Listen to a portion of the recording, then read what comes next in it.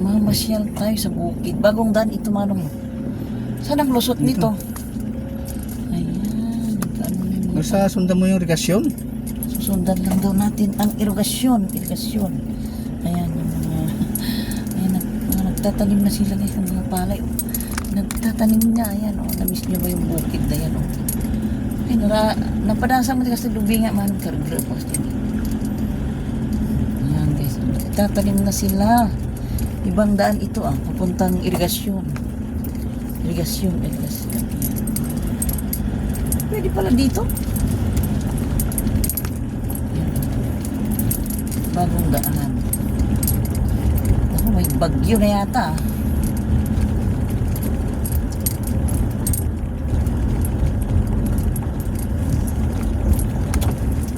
Oh, may aso, may aso. Pip, pip, pip, pip, pip, pip, pip. Ayan. Ano ang kasada na pala? Ayan. Panahon na ng pagtatanim. Di ba natin yung bunong-bun man? Yung sikaon. Saan ba yan? Dami ng bahay dito, dati-dati wala. Pati mga gitna ng bukid o may bahay na. Ayan.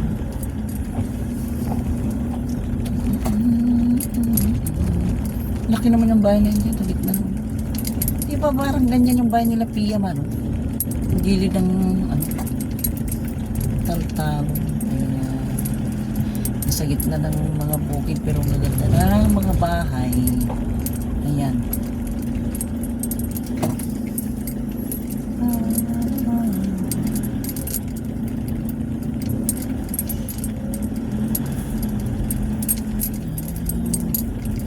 Irigasyon na ito.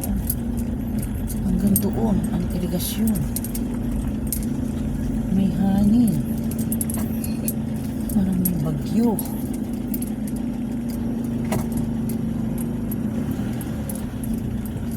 May nawasa pala sila dyan.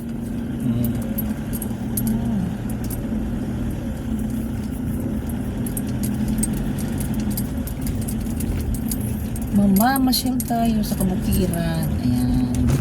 Kabukiran. Ayan dyan. Ang ganda ng view. Ang ganda ng mga tanim na palay. Tanim ng palay. Ayan.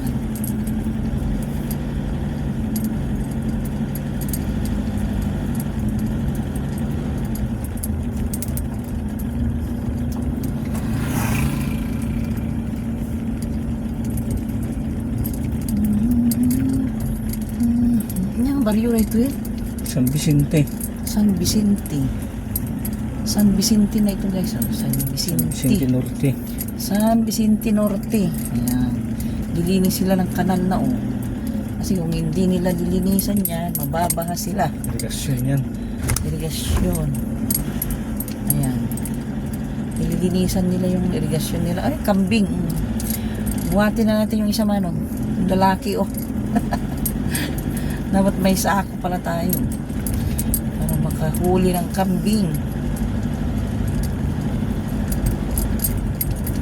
Ang bahay naman yan. Ang laking bahay sa tabi ng mga bukid. Tabi ng mga palayan. Wala namang bahay dito na maglalakad pa kami ng high school kami. Lakad ado. Dito yung sinushortcutan namin pag kami. Mapuntang school nyo? Doon. Pero hindi ba na siminto ito noon? Hindi pa Hindi na. Tambak na malaki. Ayan guys, ito daw yung nilalakaran ng asawa ko nung ano pa sila, high school pa sila. Hindi pa simentado, ano pa lang yung ano yung tambak? Pilapil? Pilapil pa lang noon. Nung sila ay mga high school pa. Ngayon simentado na. Ayan. Pero nakakatakot itong irigasyon man. Diba? Pag umapaw yan. Hindi aapaw yan. Umapaw yan. Oy, kambing na naman. Ayan nadukmag sila. Nadukmag. Ay, naku. Ganda na pala itong daan dito Ganda. Napakagandang daan. Ganda naman itong bahay na ito. Kulay pink. Kulay pink na bahay sa tabing mga walk-in. Ayan.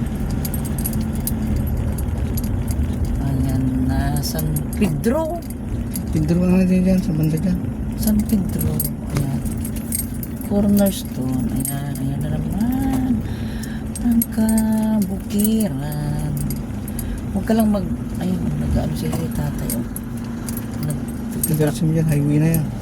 Ito na pala yun. Ito na guys yung highway. Oh, ayan na. Ayan, nakalabas na kami dito sa highway. Ayan na, yung papuntang bayan. Ayan na guys.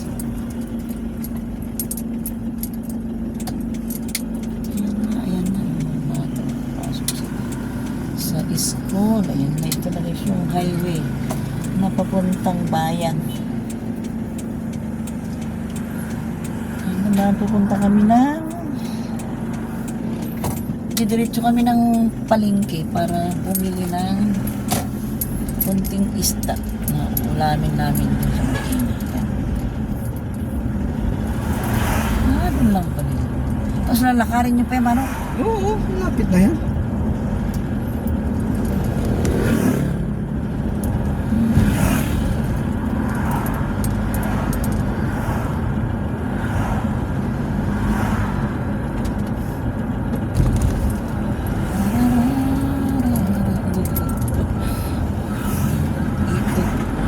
Umiikot siya. Bili kami ng isang bugkos na singkamas, di pa maubos. Nakarating na kayo. Karating na kami. Tatlong singkamas lang, ubos. Karating na kami. Magkano naman nun ang isang bukos na singkamas? 25 yata, 35. 25. Centavos.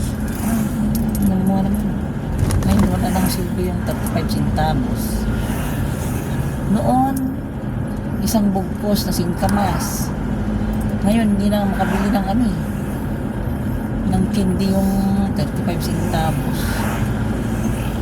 Ayan, malapit na kami sa palengke ng Agoo. Dadaan lang kami para bumili ng isda na dadalhin namin sa Marikina.